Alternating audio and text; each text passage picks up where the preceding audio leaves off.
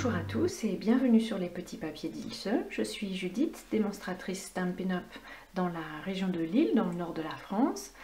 Aujourd'hui, je vous propose de réaliser cette boîte qui contient 6 cartes à petit bonheur que j'ai déjà présentées plusieurs fois sur mon blog avec leurs enveloppes qui ont été réalisées avec la planche de marquage Instant Enveloppe. Et il se trouve que la boîte sera réalisée aussi avec cette planche de marquage. Alors elle fonctionne comme ceci, on a une sorte de petite ceinture qui la tient fermée, vous voyez au revers, on voit bien qu'elle a été constituée avec la planche de marquage parce que ça ressemble à une sorte d'enveloppe épaisse. Voilà, alors je vous propose de démarrer tout de suite. Alors voici les fournitures dont nous allons avoir besoin. Pour la base de la carte, une feuille de papier cartonné qui mesure 19,2 sur 19,2 cm. Pour la décoration de la boîte, une feuille du papier cartonné qui mesure 9 sur 9 cm. Avec celui-ci, il faut faire attention au sens. Et puis deux petites bandes de papier qui mesurent 9 cm sur 1. Ça va être pour la tranche de la boîte. Et puis pour faire la ceinture qui entoure la boîte, j'ai pris une feuille de papier de série design qui mesure sur toute la hauteur, donc 30,5 cm, et en largeur 3,5 cm, donc 30,5 sur 3,5. Alors pour réaliser la boîte, donc j'ai pris ma planche de marquage Instant Enveloppe. Alors, je prends le petit outil pour marquer les traits. Alors pour faire une boîte, en fait, on fait deux séries de lignes par côté. La première pour cette boîte-ci va être à 8,2 cm. Alors, je fais un trou et une ligne. Et la deuxième à 11 cm. Un trou, une ligne comme d'habitude. Et ensuite, on procède de la même manière que pour les enveloppes. On va placer chaque ligne sous l'espèce de petit bec. Un trou, une ligne et ma deuxième ligne. Et je continue. Et donc, comme pour les enveloppes, sur ce tour-ci, on va se retrouver aux mêmes mesures qu'au premier tour. Et la dernière ligne.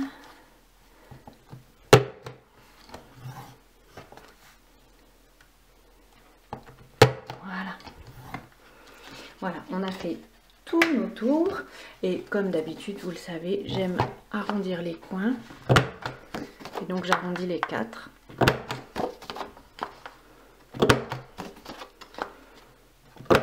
Voilà, on a donc la base de notre boîte. Pour pouvoir la coller, je prends une paire de ciseaux, je peux déjà bien marquer les plis, pardon,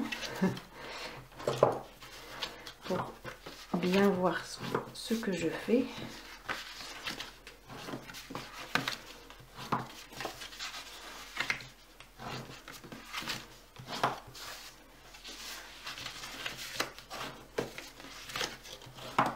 Voilà. Alors, pour pouvoir décorer, en fait, c'est beaucoup plus confortable de faire la décoration avant d'assembler la boîte, parce que là, comme ça, on peut mettre le papier à plat. Là, je vais utiliser l'adhésif de base et rapide.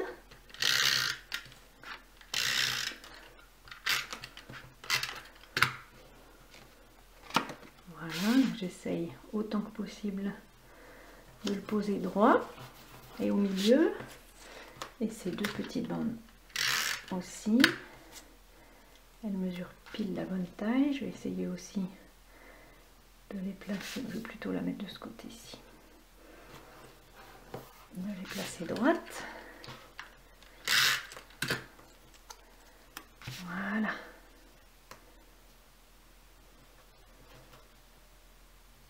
Voilà. La décoration est faite. Et donc pour assembler la boîte, on va tout simplement aller couper ici le long de la ligne. J'espère que vous la voyez. Donc il y a une ligne ici, une ligne là et une ligne là. Et en fait, on va jusqu'à la ligne suivante.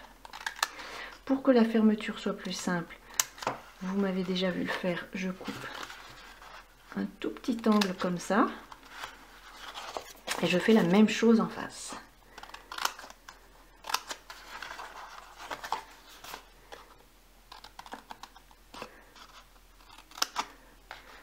Voilà. Et pour la coller, là je vais utiliser ma colle liquide parce qu'elle laisse un peu de jeu. Vous savez que j'aime faire comme ça et donc j'ajoute, je vais plutôt prendre dans ce sens-là, voilà. J'ajoute de la colle sur chaque coin et je vais placer, j'essaye de vous le montrer, voilà. Je le place sur l'angle, j'ai mis un peu trop de colle. Voilà, pour que ça fasse un angle droit.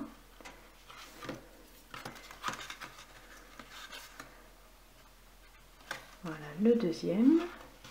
Je maintiens un peu le temps que ça prenne. Et puis pour terminer, je vais juste poser une longue bande de colle liquide le long des deux angles. Et à nouveau, là un peu de visu, j'essaye de lui donner une forme de parallélépipède rectangle, même si j'ai cru comprendre qu'on n'appelait plus ça comme ça maintenant en mathématiques. Voilà, je maintiens à nouveau le temps que la colle prenne. Et voilà, la structure de base de notre boîte est terminée.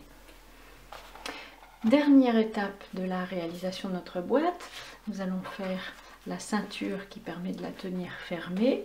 Alors en fait, il n'y a aucune science particulière dans la mesure des plis. En fait, je pose la bande au milieu, à l'endroit où j'ai envie qu'elle se termine. Puis je fais tout le tour en essayant de marquer tout doucement les endroits où les plis vont se trouver.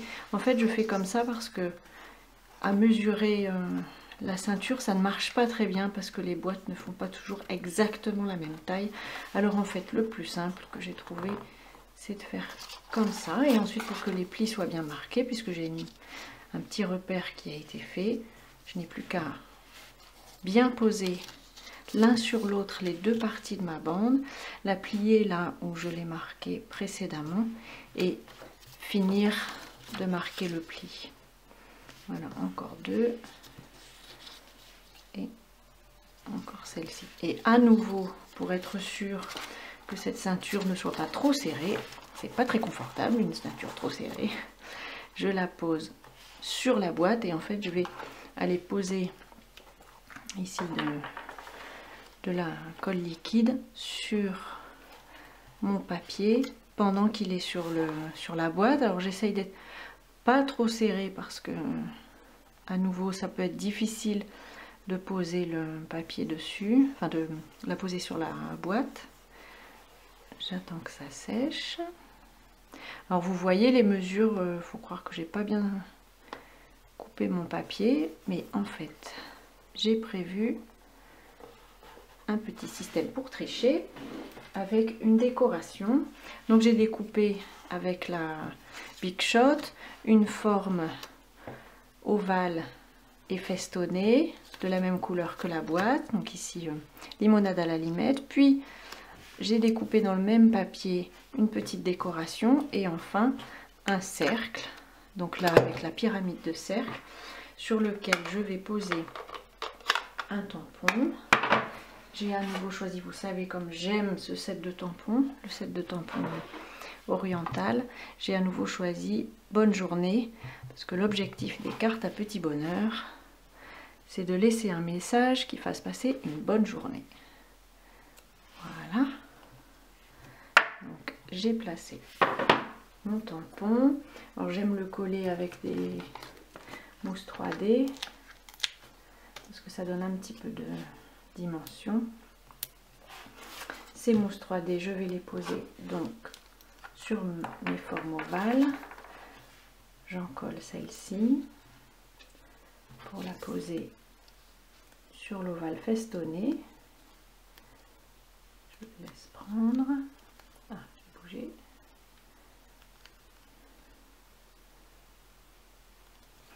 Et enfin, j'enlève le dessous des mousses 3D pour pouvoir coller mon cercle sur l'ovale. Voilà. Et enfin, j'en colle l'ovale donc seulement au milieu puisque c'est lui qui va se retrouver sur la ceinture. Si je dépasse, il risque de se coller sur la boîte et je ne pourrai plus faire glisser la ceinture. C'est embêtant. Et donc voilà. Voilà, la boîte est terminée, on a fait la décoration. Alors pour être sûr de pouvoir bien faire adhérer l'ovale, je l'enlève, j'enlève la ceinture pour bien pouvoir appuyer. Et voilà, maintenant je vais pouvoir mettre les cartes que j'ai déjà préparées dans la boîte, que je referme et je lui glisse sa ceinture. Et voilà, elle est maintenue fermée. Voilà, j'espère que ce petit projet vous a plu, que vous aurez envie de réaliser énormément de boîtes et de cartes à petit bonheur pour les distribuer autour de vous, distribuer un petit peu de bonheur, ça fait toujours beaucoup de bien. Voilà, j'espère que ça vous a plu, n'hésitez pas, n'oubliez pas de cliquer le petit pouce en l'air si ça vous a plu. J'espère vous retrouver dans une prochaine vidéo sur les petits papiers d'Ilse et je vous dis à bientôt.